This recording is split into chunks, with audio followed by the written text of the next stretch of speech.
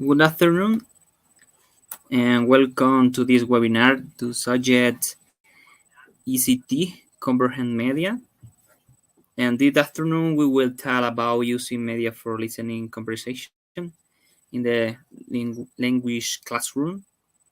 Well, let's start.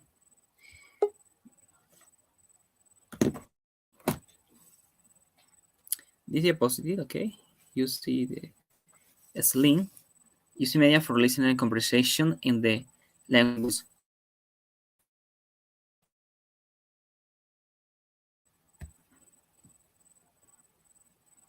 Okay, this question, what the skill do you consider more difficult when learning English? This list you write in the chat. Uh,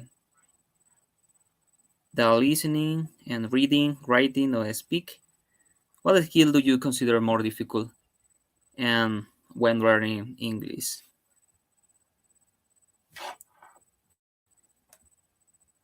Wait.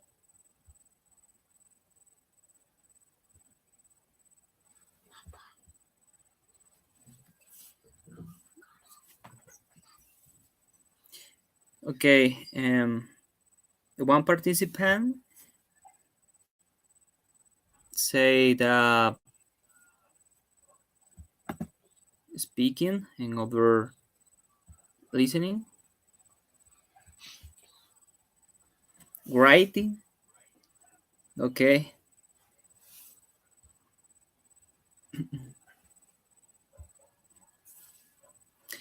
And thank you for your participation.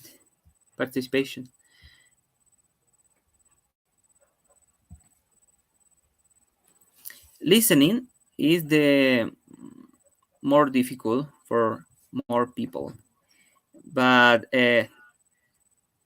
Baldergin 20 and therefore listening is the has the skill to learn. They say the perception, substantial, cultural, and contextual phonetic lexicon knowledge is important, but uh, the people understand the cultural context phonics. The lexical is important for you understand and other language. A student and instructor is more important that a student and instructor for uh, your experience are significant. Um, Houston 20 or 3, they say comprehension of bottom of processing also listening information. There are two classes. One localist network, so that the phoneme, syllables, colors, and word stands. And two parallel distributed processing, PDP, subjective public, and modern nodex. Yeah. Activity listening skill. I say the watches the video. I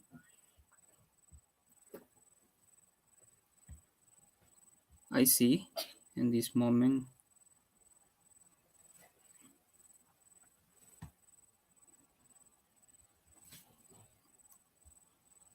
Moment, please.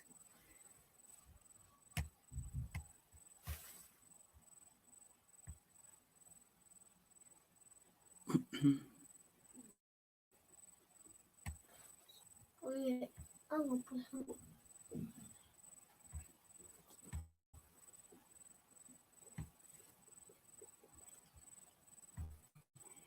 You see the video? Can you see the video, please?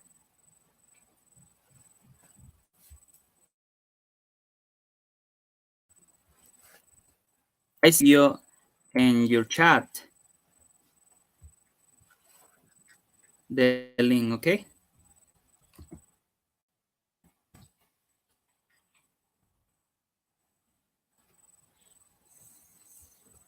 Now let's start the video.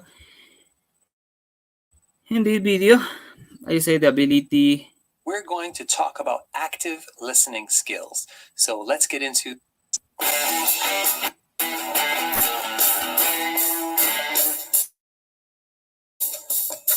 Hey there, I'm Alex Lyon, and I actually have a 1-hour course on effective listening skills for leaders. I will tell you more about that at the end of the video. So listening is it's probably the easiest way to connect with other people and build relationships. Active listening is the opposite of passive listening, and you have probably experienced this. The person you're talking to might technically be hearing some of what you're saying, but they are tuned out. They're on autopilot. They're just not mentally engaged with what you're saying. And as the speaker, this can be very dissatisfying, very discouraging when people really aren't paying attention to us. Like, why am I even talking in the first place? But active listening looks, sounds, and feels obvious. Active listening means listening completely. But before anybody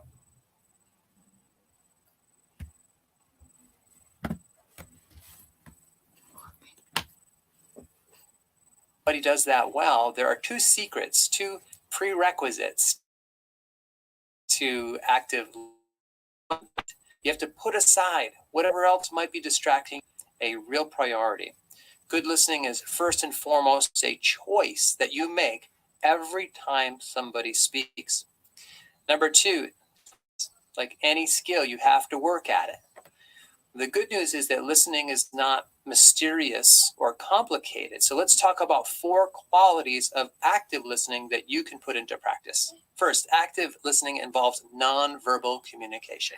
And there are 2 steps. On the one hand, you're demonstrating that you're engaged in paying attention nonverbally. You put your devices completely away, you make eye contact, your body posture is open and oriented toward the other person. Now, on the other side, you're also noticing the speaker's nonverbal cues. There's an expression, listen with your eyes. And part of that means you're noticing what's happening with the person visually on their mood or their emotion that they're showing. Do they look nervous, frustrated, annoyed? You can pick up on that by actively observing their nonverbal communication. Second, active listening involves verbal communication. Again, there are 2 sides to this. The most obvious part is asking good questions.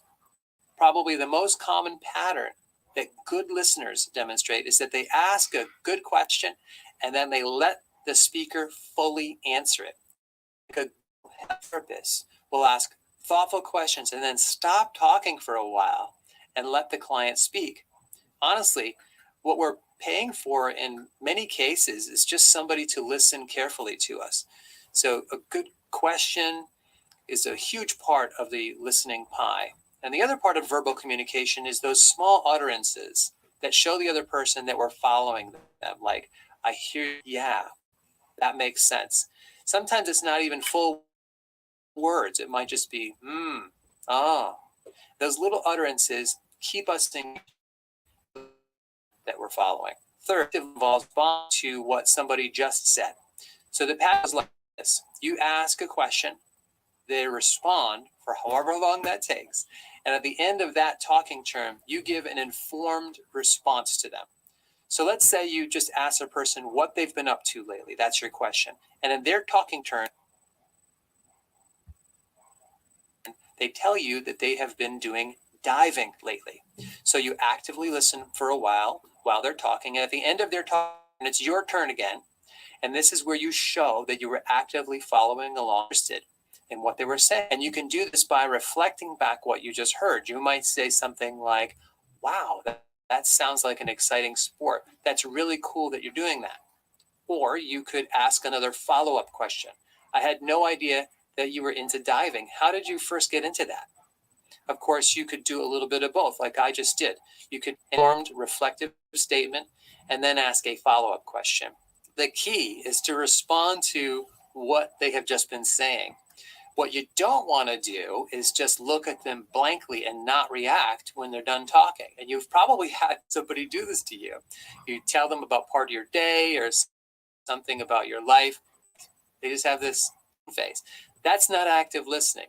If you want a gold star for active listening, then you have to respond to what they just said.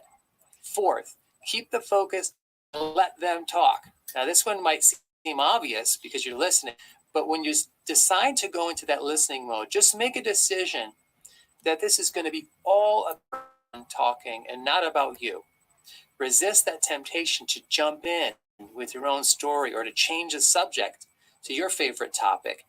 Keep your talking turns and questions concise, and then stick to whatever topic they're interested in. Now, eventually, once they've done plenty of talking, there's usually an opportunity later in the conversation for you to share your experiences. But my rule of thumb is to dedicate at least the first half of the conversation to pure active listening. So I hope these 4 tips help you listen completely in your next conversation.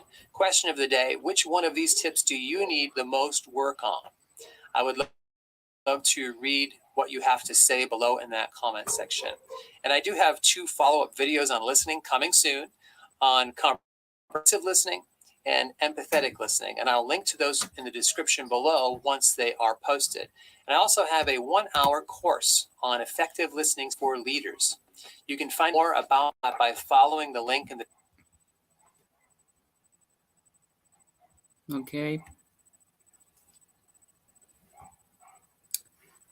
Okay.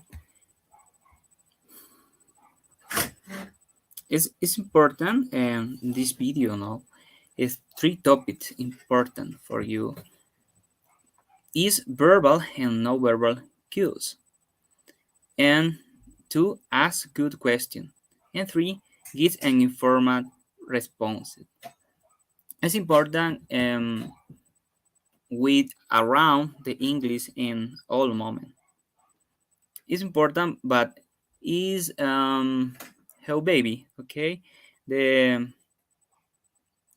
understand the other language, the baby hear and listen, no? Repeat the word in this moment. My consideration is you around the English in all moment, okay? And thank you for you participate in this webinar. Thank you. Goodbye.